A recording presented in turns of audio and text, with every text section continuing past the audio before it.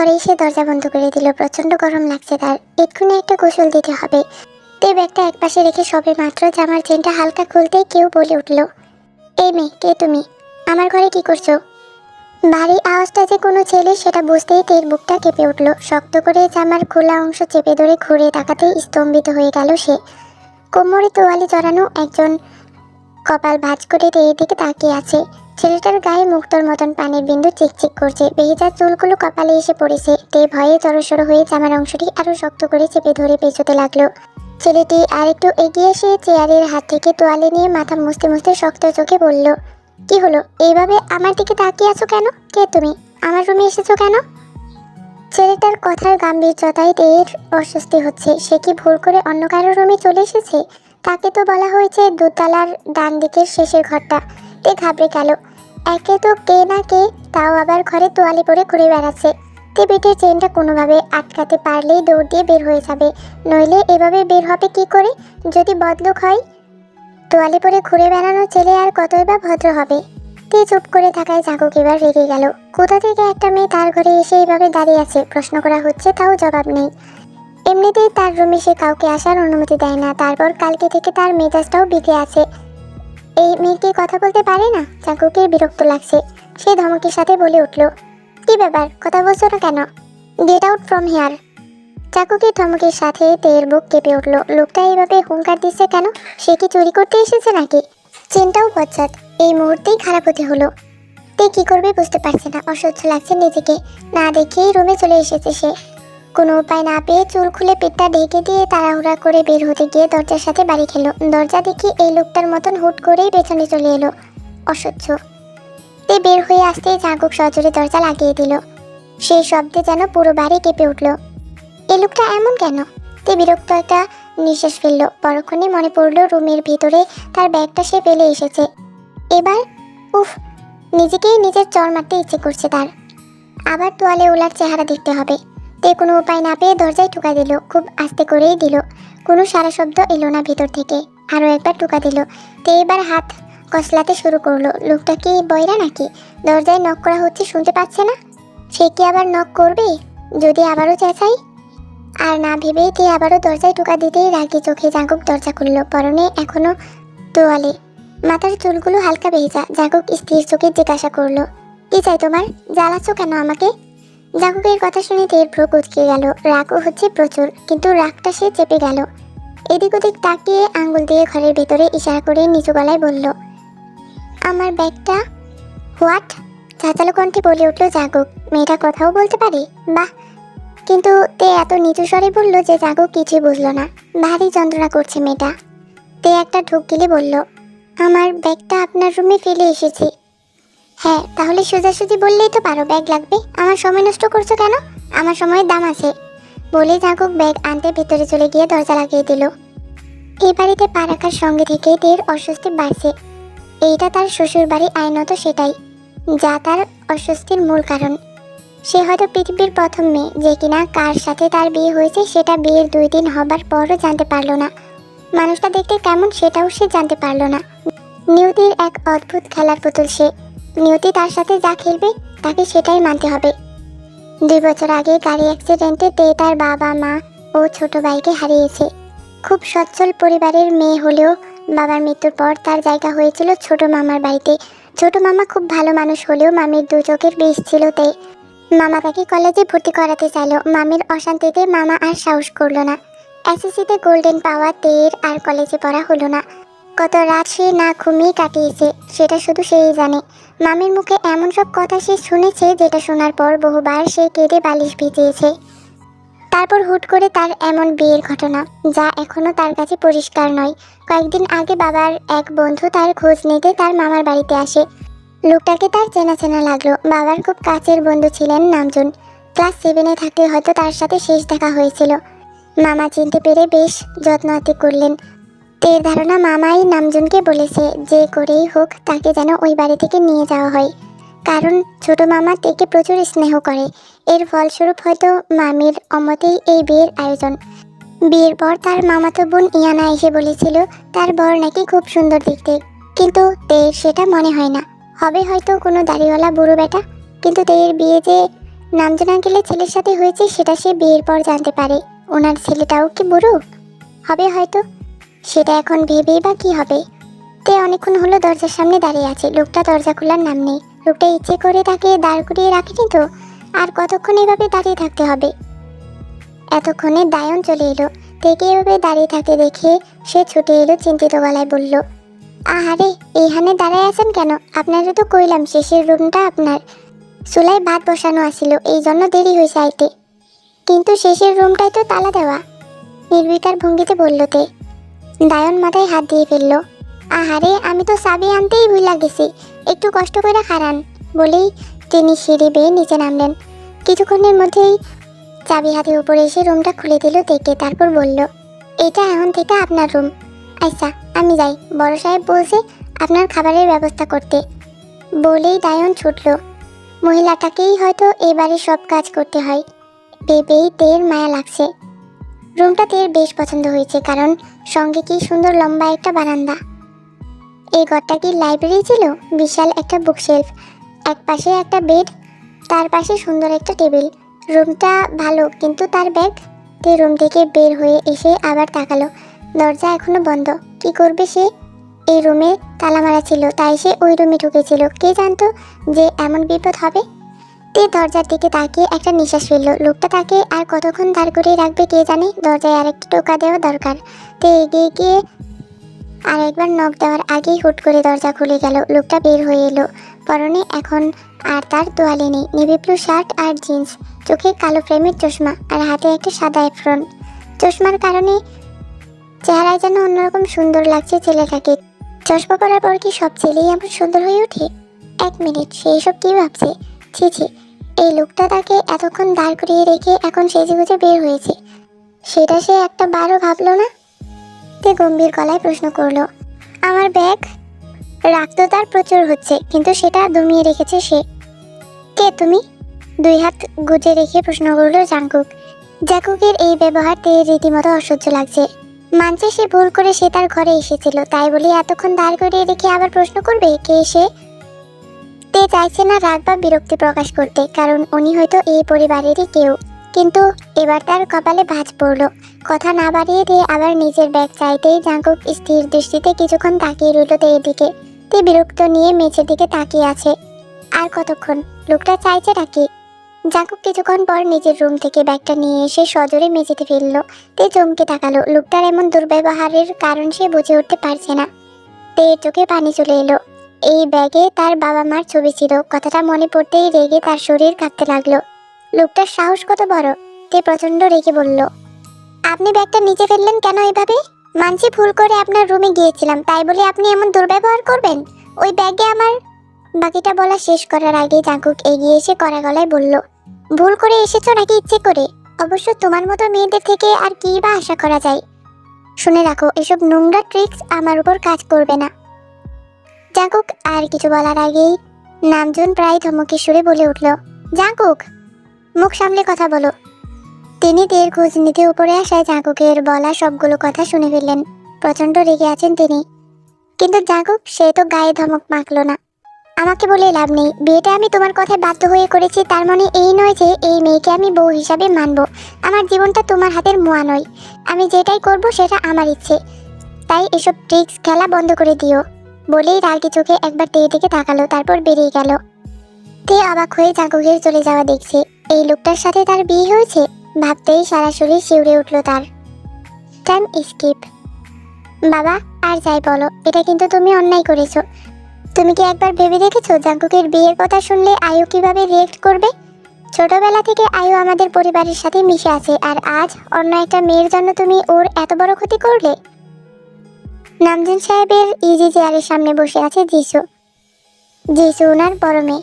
ওনার মাথা গরম থাকলে সে একমাত্র তার মেয়ের কথাই শুনেন। নামজুন সাহেব চোখ বন্ধ করেছিলেন। জিসুর কথা এবার তিনি চোখ খুলে তাকালেন।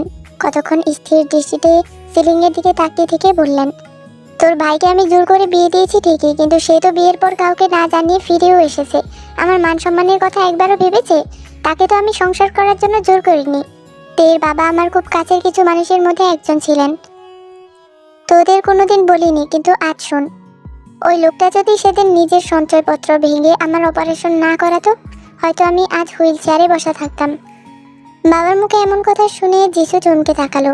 নামজুন একটু দম নিয়ে বললেন, তখন আমি নতুন এই শহরে চাকরির খোঁজে এসেছিলাম। আমি থাকতাম সুবিন মানে তের বাবার বাসায়। তখন সুবিনের ছোট একটা বাসা, সুবিনের মা, ভাবি, সুবিন আর আমি। তখন আমি ছোট একটা কারখানায় কাজ করতাম। একদিন বাড়ি ফেরার সময় একটা দুর্ঘটনায় আমার পা প্রায় অচল হয়ে যাওয়ার উপায় হয়। সেই লোকটা তখন নিজের কথা না ভেবে আমার জীবনটা অচল হওয়া থেকে বাঁচাই বলে কিছুক্ষণ চুপ থেকে নিজেকে সামলে নিয়ে আবার বললেন, বিয়ের 11 বছর পর সুবিনের ঘর আলো করে এসেছিল তে। খুব আদরের ছিল তে। এই মেয়েকে মাথায় তুলে রাখতো সে। আজ সে নেই বলে তার মেয়ে মামির অত্যাচারে বড় হবে। লোকটা অনেক ঋণ রেখে গেছে আমার কাছে। আমি যে মরেও শান্তি পেতাম না রে। বলতে বলতে নামজুনের চোখ ভিজে এলো। তিনি চোখ বন্ধ করে ইজি চেয়ারে হ্যান্ডেল হাত রেখে চোখ চেপে ধরলেন। মেয়ের সামনে তিনি চোখের জল ফেলতে চান না। যিশু এসেছিল বাবাকে কথা শোনাবে বলে, কিন্তু এসব শুনে সে নিজেও থমকে গেল। তার বাবা যে কাজটা করেছে সেটা যে অন্যায় কিছু করেনি, গভীর ভালোবাসার বশে করেছে।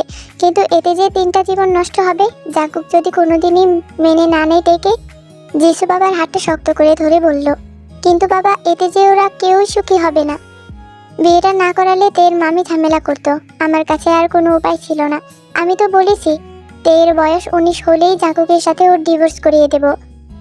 এক রুমেও তো থাকতে বলিনি। তোমার ভাইয়ের ইচ্ছে মতোই তো সব হচ্ছে। একটা কাগজে সই করে বিয়ে হয়েছে, আবার না হয় আরেকটা কাগজে সই করে ডিভোর্স হয়ে যাবে। চিন্তার কি আছে? হ্যাঁ, মেয়েটাকে সারা জীবন নিজের কাছে আগলে রাখবো ভেবেছিলাম, তা তো আর হবে না।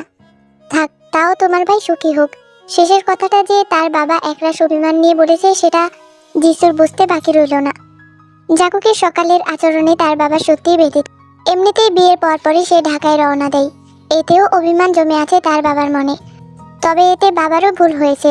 জাকুবকে না জানিয়ে নিয়ে গিয়ে হুট করে জোর জবরদস্তি করাও উচিত হয়নি। যা করার সেটা তো তুমি করেই ফেলেছো। এখন চিন্তা করে করে ব্লাড প্রেশার বাড়িয়ে দয়া করে আমাকে আর জ্বালিও না। মায়ের কণ্ঠে যিশু দরজার দিকে তাকালো। রান্নাঘরে মাকে তো প্রচণ্ড রেগে আছে মনে হয়েছিল। হঠাৎ এমন শান্ত হয়ে গেল কেন? তাহলে কি সবটা জেনে মায়েরও রাগ কমেছে? জিন বেগম তোয়ালে হাতে ঘরে ঢুকতে ঢুকতে আবারও বললেন, বিয়েটা কি খেলা মনে হয় তোমার? একবার সই করে বিয়ে, আবার সই করে ডিভোর্স। আমি পরিষ্কার করে বলছি, আমার ছেলে খুশি না থাকলে ওদের ডিভোর্সের জন্য আমি তোমার কাছেও অনুমতি নেব না। কড়া গলায় বলেই তোয়ালে এগিয়ে দিলেন নামজনের দিকে। নামজন সাহেব স্থির দৃষ্টিতে কিছুক্ষণ নিজের স্ত্রীর দিকে তাকিয়ে তোয়ালে হাতে ফ্রেশ হতে গেলেন। যিশু কখনো বাবা মাকে ঝগড়া কিংবা চিৎকার চেঁচামেচি করতে দেখেনি। এদের ঝগড়া এরা কিভাবে জানি সামলে নিয়ে সবটা স্বাভাবিক করে রাখে। বাবা চেঁচামেচি করতে চাইলেও মা এতে বাবাকে উৎসাহমূলক কোনো সঙ্গ দেন না। তে গোসল ছেড়ে বেরিয়ে এলো মাথায় তোয়ালে পেয়েছে। এখন তার অস্বস্তি কিছুটা কমলেও ভয় লাগছে কেন জানি। নিজের শাশুড়ির মুখটাও বেশ ভার লাগছিল তার কাছে। এর চেয়ে তো মামি বেশি ভালো ছিল। আর যাই হোক, চিল্লাচিল্লি করে সব রাগ ঝেড়ে ফেলতো। এরা কি সব রাগ ফিক্সড ডিপোজিট করে রাখে নাকি? দুপুর গড়িয়ে বিকেল হয়েছে। কেন জানি খুব ঘুম পাচ্ছে তের। মাথা থেকে তোয়ালেটা খুলতেই যিশু রুমে এসে বলল, অনুমতি না নিয়ে ভিতরে চলে এলাম। কিছু মনে করনি তো? যিশুর এমন কথাইতে অপ্রস্তুত হয়ে না সূচক মাথা নাড়ালো। এই বাড়ি তো তার নয়, তাই এই রুমের আসার জন্য তার অনুমতির প্রয়োজন পড়ে না। যিশু ভেতরে এসে দেখলো টেবিলে এখনো নাস্তার প্লেট ঢাকা পড়ে আছে। সঙ্গে সঙ্গে যিশু ভ্রু কুঁচকে বলল, কি ব্যাপার, তুমি এখনো নাস্তা করনি? যিশুর প্রশ্নে তে খাবারের প্লেটের দিকে তাকালো। নাস্তা না করেই সে গোসলে গিয়েছে, আর তের গোসলে অনেক সময় লাগে। তে নিচু গলায় বলল, ভুলে গেছিলাম, আর গোসল সারতেও দেরি হয়ে গেছে। জলদি নাস্তা করো, বাবা শুনলে রাগ করবে কিন্তু। একটু রাগ দেখিয়ে বলল। আবার পরক্ষণেই তের মাথায় হাত রেখে বলল, এত ভয় পেও না। আমাকে আর বাবাকে তো একদমই না। বাবা আর আমি একদম খালি। ভাই আর মা একটু সাধু সন্ন্যাসী টাইপ, মানে গম্ভীর মুখে কথা বলে আর কি। দেখবে ভালো কথা বলার সময়ও এদের কপালে ভাঁজ পড়ে। যিশুর কথায় তে হেসে ফেলল।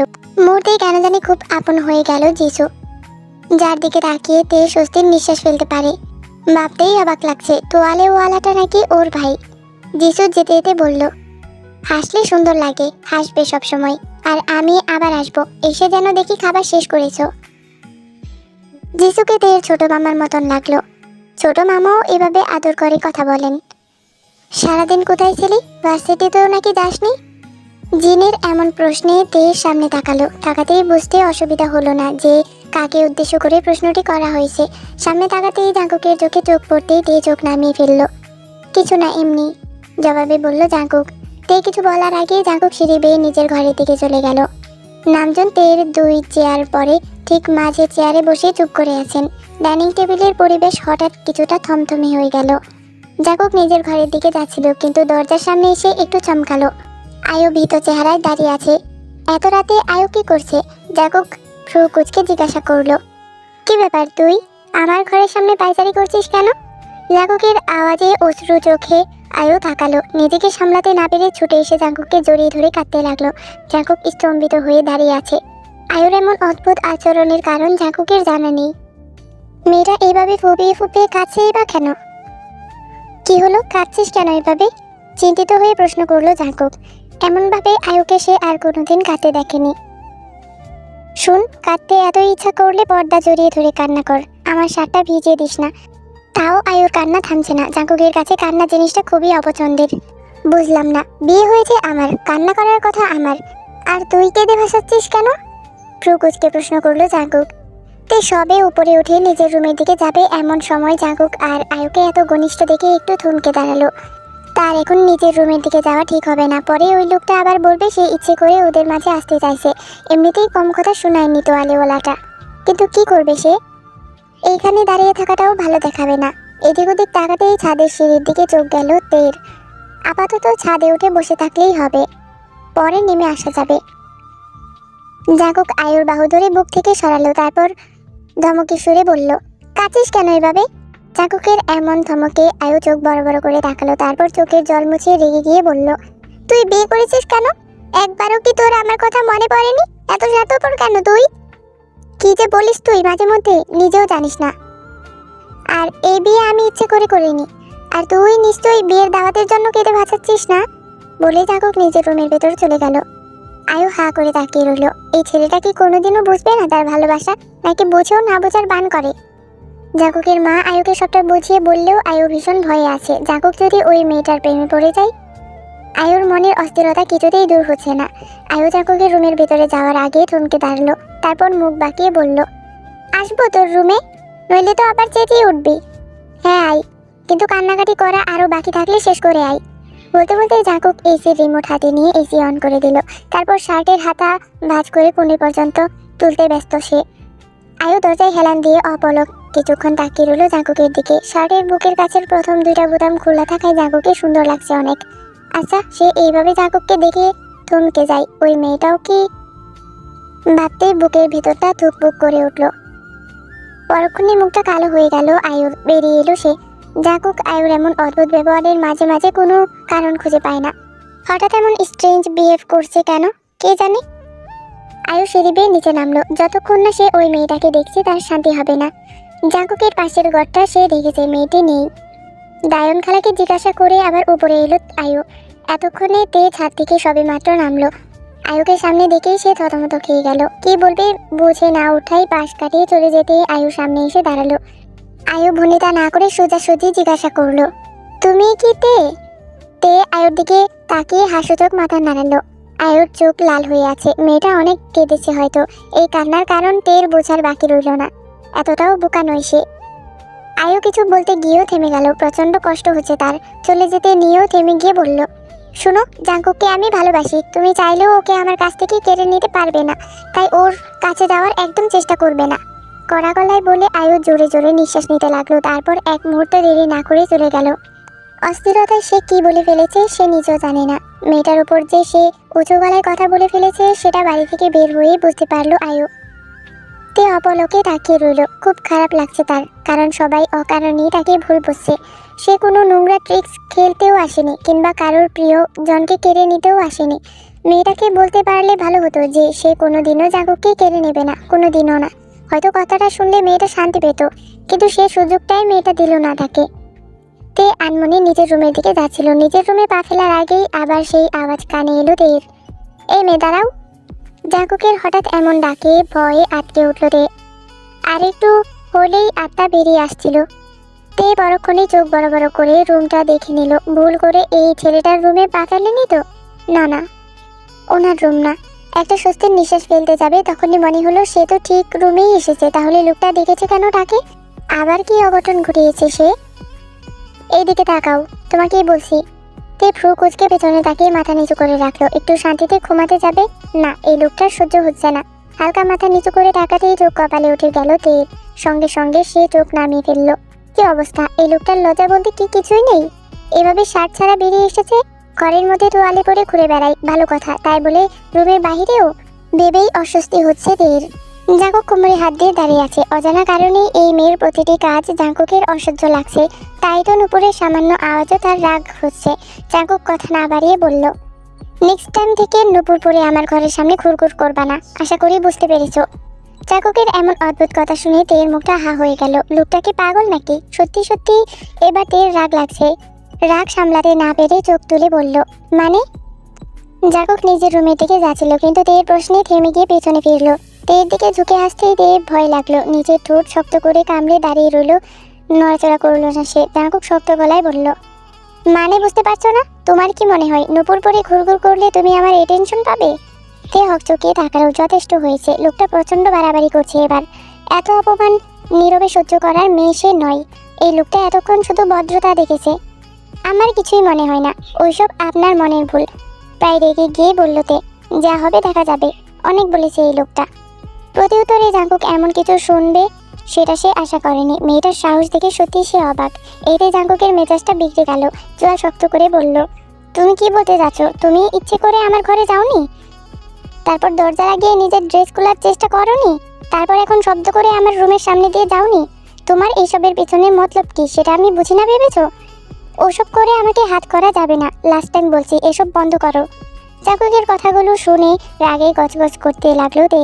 অসভ্য বেহায়া একটা লোক, মুখে কোনো লাগাম নেই। তে রেগে উঠে বলল, আচ্ছা, আমার তো ঠেকা পড়েছে আপনাকে হাত করতে যাব, অসভ্য লোক একটা। তাহলে তো আমিও বলতে পারি, আমি রুমে ছিলাম জেনেও আপনি ইচ্ছে করে তোয়ালে পরে বেরিয়ে এসেছেন, আর এখনও আপনি ইচ্ছে করে শার্ট না গায়ে দিয়ে বেরিয়ে এসেছেন। আপনারও তো মতলব ভালো মনে হয় না। গড়গড় করে বলেই জোরে জোরে শ্বাস ফেলতে লাগলো তে। কিন্তু জাঙ্কুকের অগ্নিমূর্তি দেখে ভয়ে চুপসে গেল সে। একটু বেশি বলে ফেললো নাকি? লোকটাকে রাগিয়ে দেওয়া কি উচিত হয়েছে? তে দৌড়ে নিজের রুমের দিকে যাওয়ার আগে জাঙ্কুক তের হাত শক্ত করে ধরে সামনে এনে দাঁড় করালো। এবার কি হবে? তে ভয়ে চোখ মুখ কিছু বন্ধ করে ফেললো। জাঙ্কুক কড়া ধমকে সুরে বলল, কি বললে তুমি? আবার বলো, খুব সাহস তাই না? বলেই তের হাতে জোরে চাপ দিল। তে ব্যথায় শব্দ করে উঠল, এবার কথা বলছো না কেন? নেক্সট টাইম থেকে কিছু বলার আগে 10 বার ভেবে বলবে, না হলে কি? বাকিটা বলার আগেই জিসু এসে হাজির হলো। তের হাতটা ছাড়িয়ে নিয়ে বলল, পাগল হয়ে গেছিস? জাঙ্কুক রুমে যা প্লিজ। কি ছেলে মানুষই শুরু করেছিস এগুলা? আমি কোনো ছেলে মানুষই করছি না। ও কি বলেছে তুই জানিস? জাঙ্কুকের কথায় তে জিসুর পেছনে গিয়ে লুকালো। জিসু একবার তের দিকে তাকালো। মেয়েটা ভয়ে জড়সড় হয়ে আছে। তারপর রাগী গলায় জাঙ্কুককে প্রশ্ন করলো, কি বলেছে? সেটা ও ভালো বলতে পারবে, ওকেই জিজ্ঞাসা করো।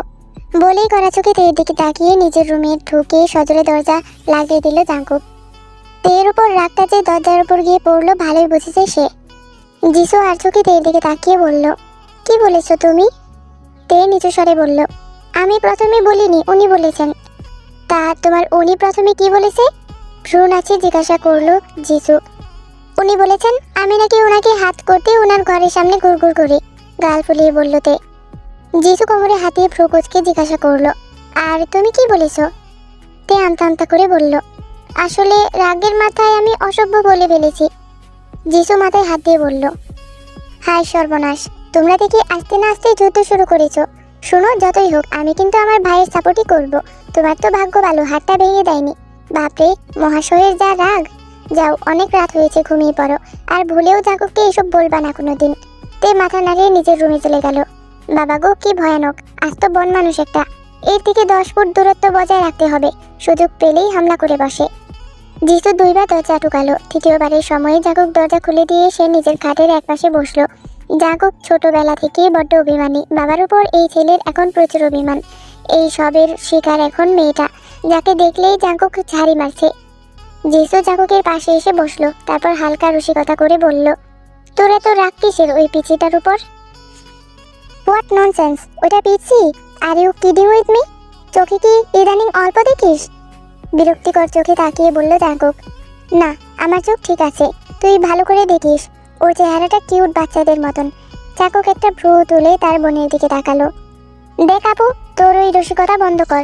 আর এতই রসিকতা করার ইচ্ছা হলে নিজের বরকে ফোন দে, আমার মেজাজ খারাপ করিস না।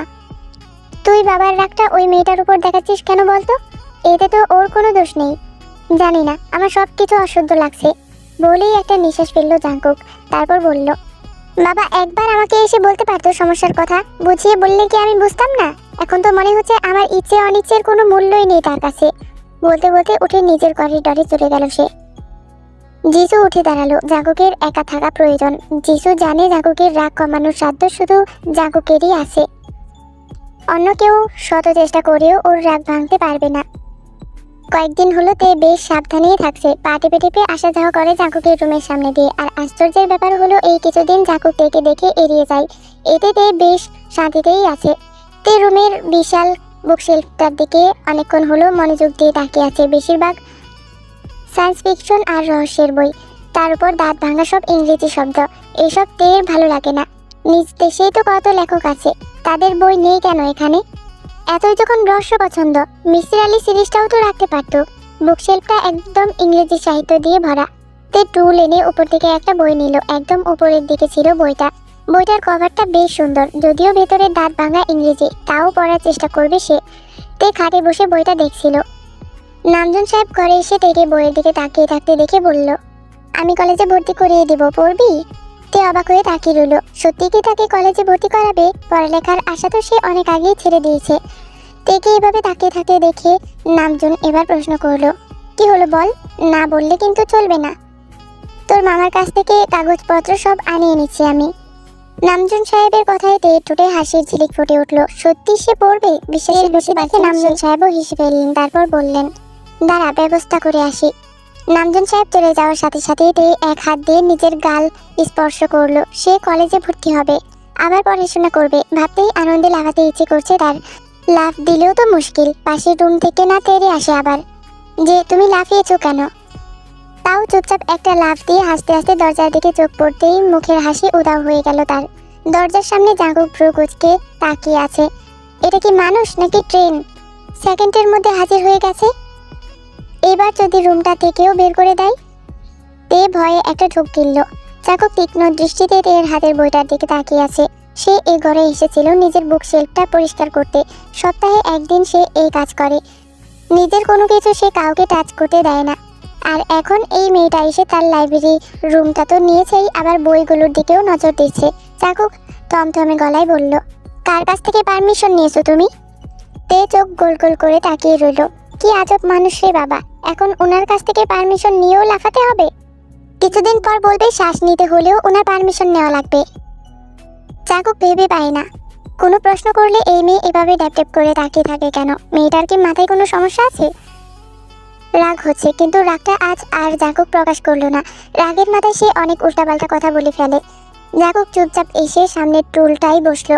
তারপর স্থির দৃষ্টিতে তের দিকে তাকিয়ে বলল, সমস্যাটা কোথায় তোমার, মাথায় না কানে? তে চোখ বড় বড় করে বলল, মানে? জাঙ্কুক চোখ শুরু করে বলল, কিছু না। এই বইটা তুমি কোথা থেকে নিয়েছো? তের ইচ্ছে করছে লোকটার মাথায় একটা বাড়ি দিয়ে দেই। প্রসঙ্গ ঘুরাচ্ছে এখন, কি বজ্জাত। জাঙ্কুক বিরক্ত হয়ে ধমকে সুরে বলল, কথা বলছো না কেন? এই বুকশেলফে হাত দিয়েছো কেন?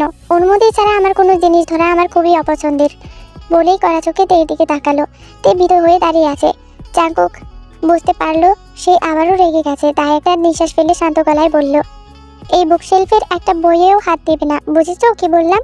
তে স্থির হয়ে দাঁড়িয়ে আছে, কারণ যেহেতু এই রুমে সে থাকবে আর সামনে এত বই, আর সে ছুঁয়েও দেখবে না। কিভাবে সম্ভব? এই লোকটার হাত থেকে বাঁচতে কি এখন হ্যাঁ বলে দেবে? তে হাস্যচোখ মাথা নাড়ল। বুঝলেই ভালো। এবার বইটা যেখান থেকে নিয়েছো সেখানে রাখো। জাঙ্কুক এখনো শক্ত চোখে তাকিয়ে আছে। মেয়েটা এত সহজে রাজি হলো কিভাবে? মনে তো হচ্ছে ভালোই যন্ত্রণা দেবে এই মেয়েটা।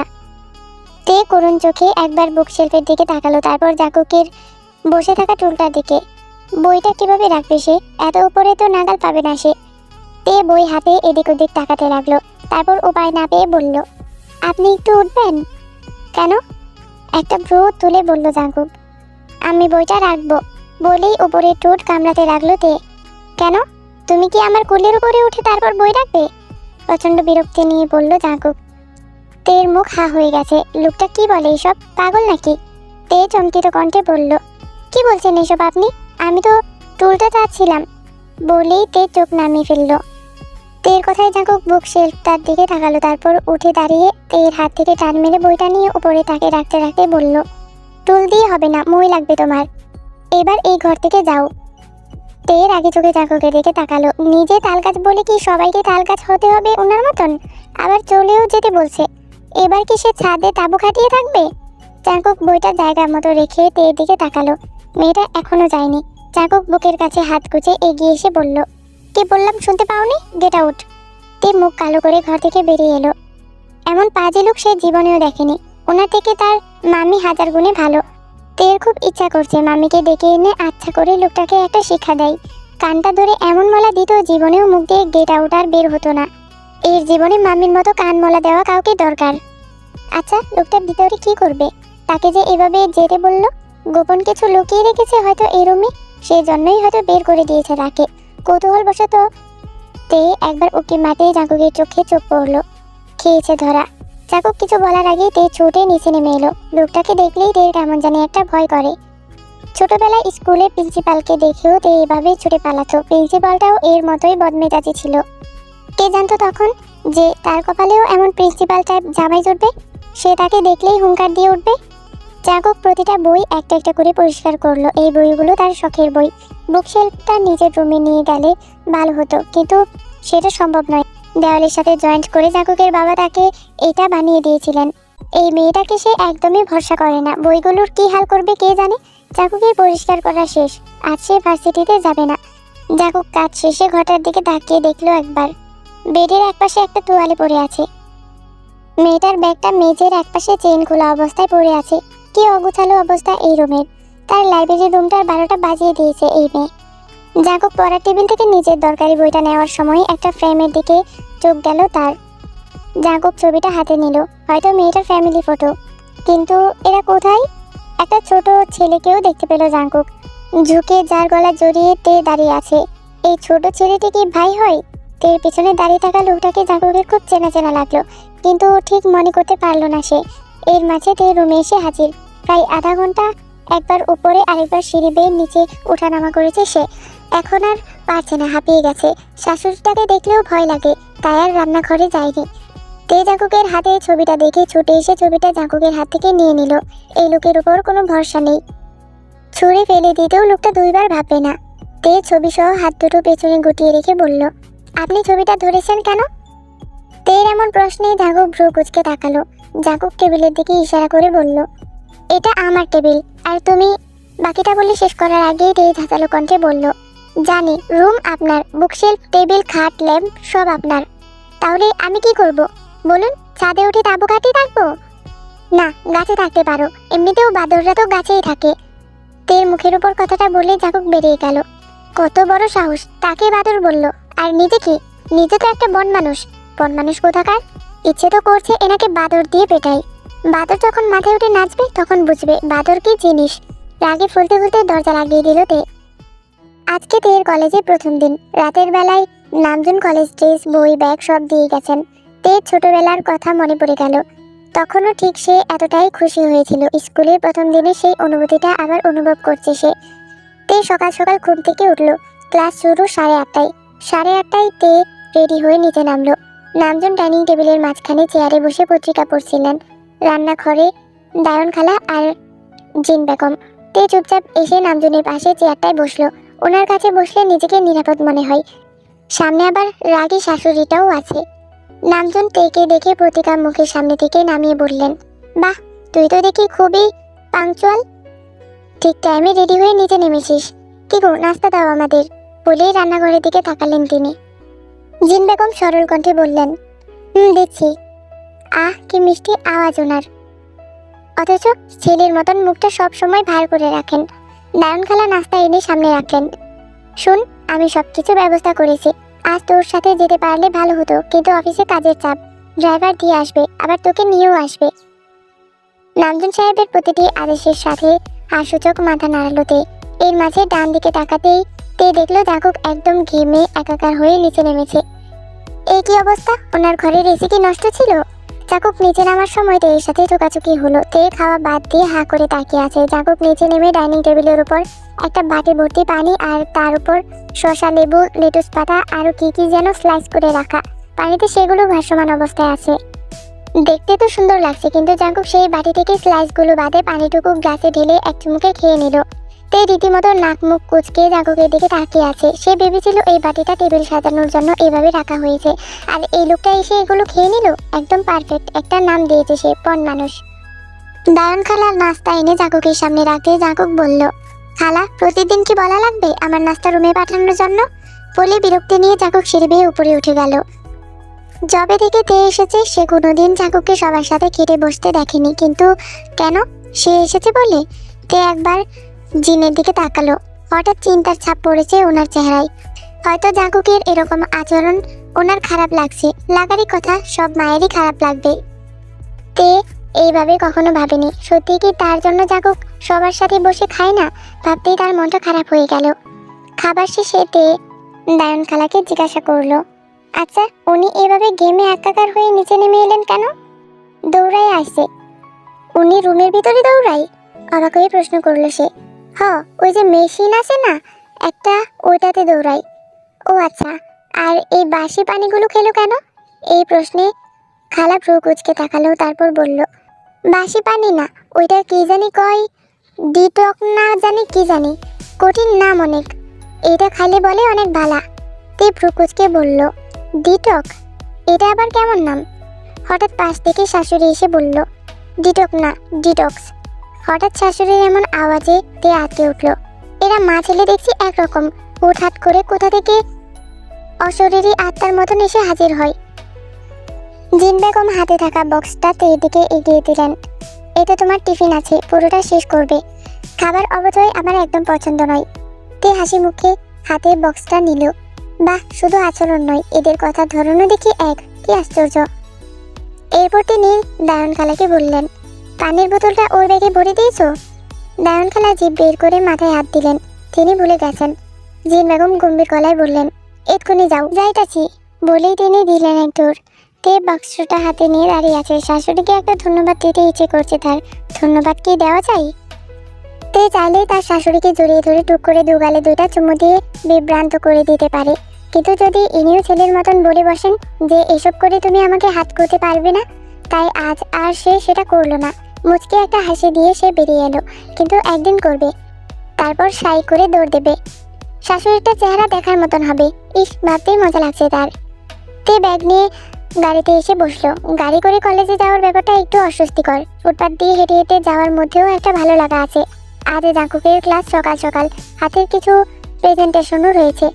জাঙ্কুক বেরিয়ে এসে গাড়ির দরজা খুলে ভেতরে তাকাতেই টেকে দেখলো। গায়ের পোশাক দেখে জাঙ্কুকের বুঝতে বাকি রইল না তে কলেজে যাচ্ছে। আচ্ছা বাবা তাহলে মেয়েটাকে কলেজে ভর্তি করিয়েছে। জাঙ্কুক হাতে থাকা প্রেজেন্টেশন কাগজগুলো গাড়িতে রেখে দরজা লাগিয়ে ড্রাইভারকে বলল, 9টার আগে গাড়ি নিয়ে মেডিকেলের সামনে থাকবে, 9টায় আমার ক্লাস। ড্রাইভার জানালা দিয়ে মাথা বের করে বলল, আপনি যাইবেন না? গাড়িতে উঠেন। না, আমি বাস নিয়ে যাব, তোমাকে যা বলেছি সেটা করো। বলেই পকেটে হাত ভরে জাঙ্কুক হাঁটা শুরু করলো। পুরো সময় তে একটাও কথা বলল না।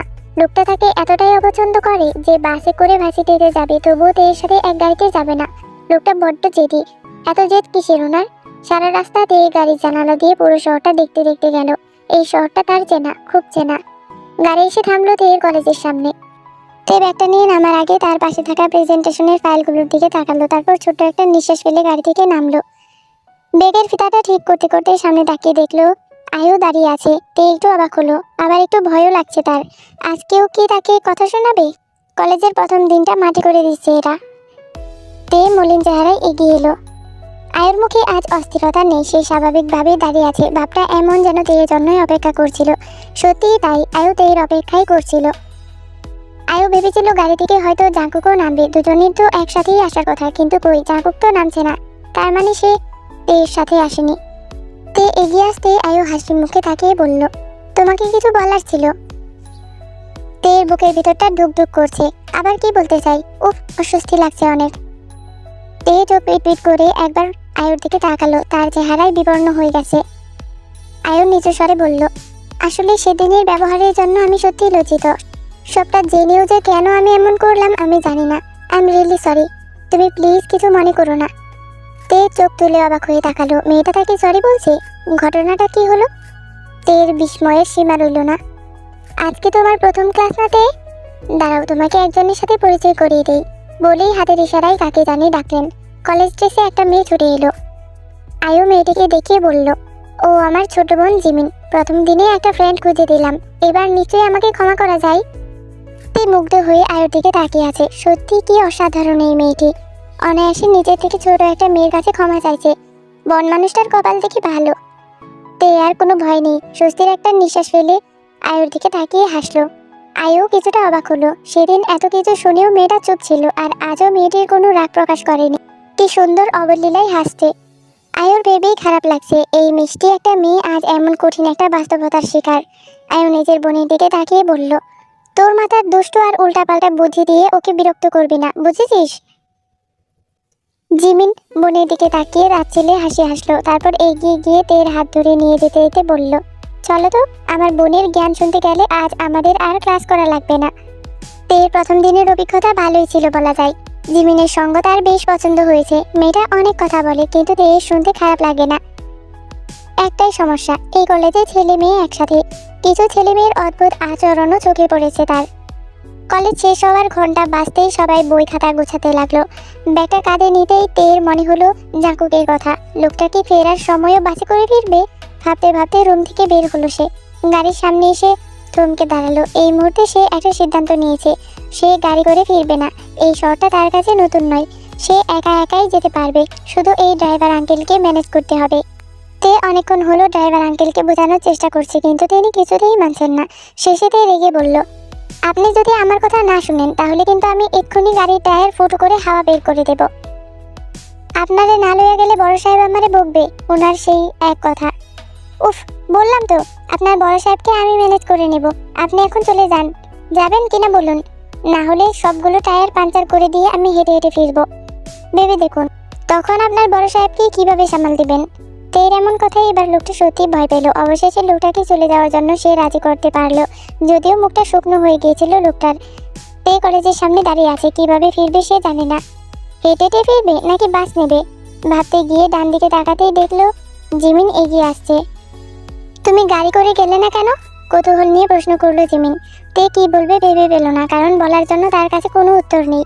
জিমিন মুচকে এসে বলল, তোমার সাথে জাঁকুক ভাইয়ের বিয়ে হয়েছে তাই না? জিমিনের এমন প্রশ্নে তে ভীষণভাবে থমকালো, কারণ বিয়ের কথাটা গোপন থাকার কথা ছিল। তে এখনো চুপ করে আছে। তেকে চুপ থাকতে দেখে জিমিন বলল, আরে তুমি ভয় পাচ্ছ কেন? আমি কাউকে বলবো না। তোমাকে একটা কথা বলি, জাঁকুক ভাইয়ের সাথে তোমার বিয়েতে যদি কেউ সবচেয়ে বেশি খুশি হয় সেটা হয়েছে আমি। অবাক হচ্ছ তাই না? আমি কিন্তু জানি আমার বোন জাঁকুক ভাইকে ভালোবাসে, কিন্তু সত্যি কথা কি জানো, জাঁকুক ভাইয়া আপুকে ভালোবাসে না। প্রথমে অবাক হলেও শেষের কথা শুনে তে ভ্রু কুঁচকে গেল। শেষের কথা বিশ্বাসযোগ্য হলো না তার কাছে। তোমার এমন মনে হলো কেন? প্রশ্ন করলো তে। জিমিনের মুখটা ফ্যাকাশে হয়ে গেল। সে বোকা হাসি দিয়ে বলল, আমি ছোট হতে পারি, তবে কে কাকে ভালোবাসে অতটুকু বোঝার জ্ঞান আমার হয়েছে। সমস্যা কোথায় জানো? আমার বোনের। সে জ্ঞান তার হয়নি। সে ভালোবাসার অন্ধ চশমা পরে ঘুরছে আর নিজেকে প্রতিনিয়ত বোঝাচ্ছে যে জাঁকুক ভাইয়াও তাকে ভালোবাসে। আমি চাই আমার বোনের সে ভুল ধারণাটা ভাঙুক। তে কেমন একটা গোলক ধাঁধায় পড়ে গেল। এই জিমিন সবকিছু জটলা পাকিয়ে দিছে। তে কিছুক্ষণ চুপ করে ভাবলো, কিন্তু তার মাথায় কিছুই ঢুকলো না। ধুর, এই বন মানুষ যাকে ইচ্ছা তাকে ভালোবাসুক, তাতে তার কি? সে কেন এত ভাবছে? হুস হুস বলেই জোরে মাথা দুইবার ঝাঁকি দিল তে। মাথা আরেকটু হলেই ব্লাস্ট হয়ে যেত তার। তে চোখ খুলে জিমিনকে বলল, এগুলো আমাকে বললে কেন? আমি এগুলো জেনে কি করব? বুঝেছি, তোমার অনেক ট্রেনিং প্রয়োজন। চিন্তা করো না, আমি আছি, এক্সপার্ট, বুঝেছো? বলেই কিলকিল করে হেসে উঠল জিমিন। তে বোকা মনে রইল। জিমিনের একটা কথা যদি তার মাথায় ঢুকতো, মনে হচ্ছে মাথার উপর দিয়ে যেন বড়সড় একটা সাইক্লোন বয়ে গেল তার। তে মাথায় হাত চালাতে চালাতে বলল, তোর এসব বাদ দাও, আমি বাস কোথায় পাবো বলো তো? সোজা হাঁটতে থাকো, হাঁটতে হাঁটতে সামনে একটা বাস স্টপ দেখতে পাবে, ওইখান থেকে একটা বাসে উঠতে হবে তোমার। আমার বাসা উল্টো দিকে, না হলে আমি তোমাকে দিয়ে আসতাম। জীবনের কথার মতন সামনের বাস স্টপে এসে তে দাঁড়িয়ে পড়লো। জীবনে ফার্স্ট টাইম সে একা একা বাসে উঠবে। প্রচুর মানুষ দাঁড়িয়ে আছে বাসের জন্য। কিছুক্ষণের মধ্যে একটা বাস এসে থামতেই লোকজন একদম হুমড়ি খেয়ে পড়লো। তে পা বাড়িয়ে এগিয়ে গেল, কিন্তু সাহস পেল না। এত রিস্ক নিয়ে বাসে উঠতে হয় তার জানা ছিল না। বাসে ওঠার প্রথম সিঁড়িটাও এত উঁচু, একবার হাত ছুটলেই শেষ।